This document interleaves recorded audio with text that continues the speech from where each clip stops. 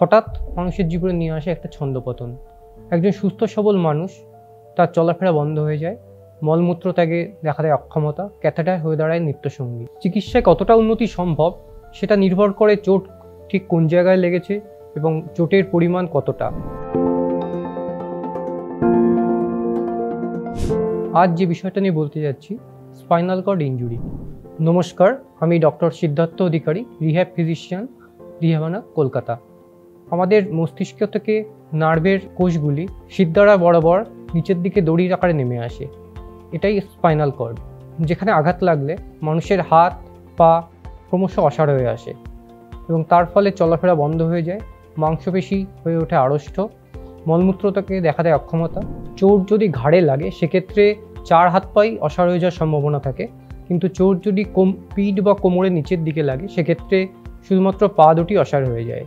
দীর্ঘদিন শয্যাগত থাকার ফলে চলাফেরার ক্ষমতা যেমন নষ্ট হয়ে যায়, সেরকম জয়েন্টের মুভমেন্টও অনেক সময় রেস্ট্রিক্টেড হয়ে আসে এবং শরীরের প্রতিরক্ষা ক্ষমতাও কমে যায়, এমনকি মানুষের উঠে দাঁড়ানো, বসা, চলাফেরা সবই বন্ধ হয়ে যায়। চোট আঘাত ছাড়াও বিভিন্ন কারণে স্পাইনাল কর্ডের সমস্যা হতে পারে, যেমন ইনফেকশান, ছড়িয়ে পড়া ক্যান্সার বা কোনো জিনঘটিত অসুখ।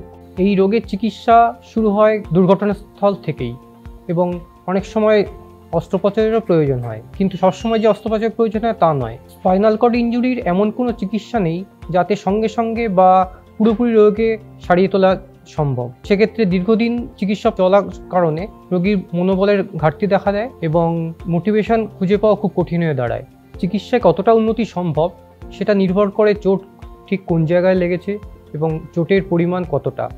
তাছাড়াও রোগীর বয়স, শারীরিক অবস্থা, এগুলোর উপরও নির্ভর করে এবং সর্বোপরি নিউরো রিহ্যাব কত দ্রুত শুরু করা হয়েছে এবং কত নিপুণভাবে করা হয়েছে তার উপরও এর আউটকাম নির্ভর করে থাকে। এই সীমিত সময়ে হয়তো সমস্ত ধরনের প্রশ্ন বা জিজ্ঞাসার উত্তর দেওয়া সম্ভব হয়নি।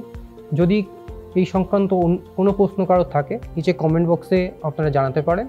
আমরা চেষ্টা করব তার উত্তর দিয়ে আপনাদের এ বিষয়ে সচেতন করে তুলতে। সবাই সুস্থ থাকবেন, ভালো থাকবেন। নমস্কার।